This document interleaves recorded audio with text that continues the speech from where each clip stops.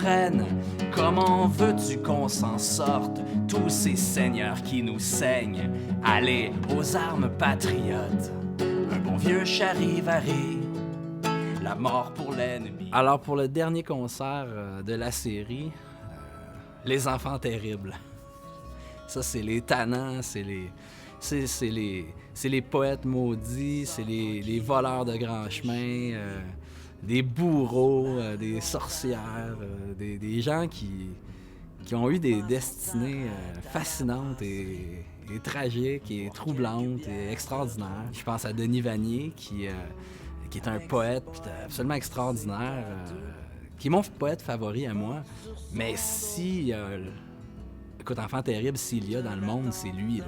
Vanier, c'est l'excès, c'est les tatouages des années 80. Les gens, là, à cette heure, tout le monde est tatoué partout, mais dans ce temps-là, quand t'étais tatoué partout, t'étais un prisonnier, ou en tout cas, lui, il était déjà la contre-culture, la poésie, beaucoup de vulgarité, de sexe dans ses affaires, donc ça passait pas partout. Puis il a toujours persisté, il a fait une vingtaine de recueils de poésie qui sont, à mon avis, absolument fascinants.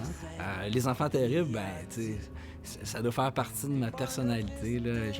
J'aime ça, moi, les tannants, puis ça me fait rire, puis je trouve ça très distrayant. Donc, autant j'aime chanter Jeanne Mance et sa vie pieuse, autant ça me fait vraiment rire de chanter Vanier et toute la gang de colorés, là.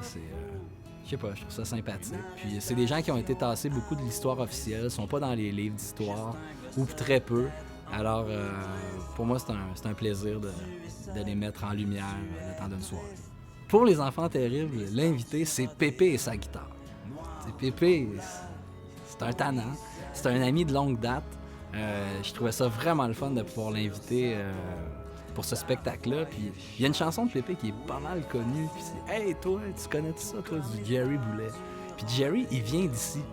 Donc, je me suis dit, crème, faut qu'on fasse cette tune-là ensemble.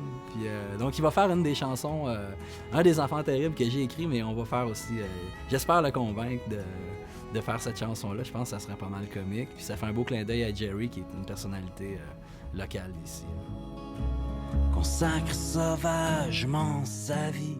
Alors, pour ce qui est du Haut-Richelieu, le personnage que j'ai découvert et que j'avais envie de partager avec les gens, c'est Lucien Gagnon, la terreur de Saint-Valentin. Quel surnom parfait pour le spectacle des enfants terribles. Donc, lui est à l'époque des Patriotes aussi. Et puis, ce n'est pas le moindre, au contraire, c'était peut-être un des plus radicaux. Lui, il faisait du charivari et c'est lui aussi qui a été arrêté pour avoir fusillé un traître. Et donc, c'était vraiment, lui, user de violence, c'était pas un problème. De là, son surnom. Il a fini exilé, lui aussi, aux États-Unis pour sauver sa vie. Alors, mais il a demandé à être rapatrié à sa mort pour être enterré chez lui. Et avec son soute de patriote, sa tuque, son linge en étoffe du pays. Donc, lui, jusqu'au bout, il est resté avec l'idée de république.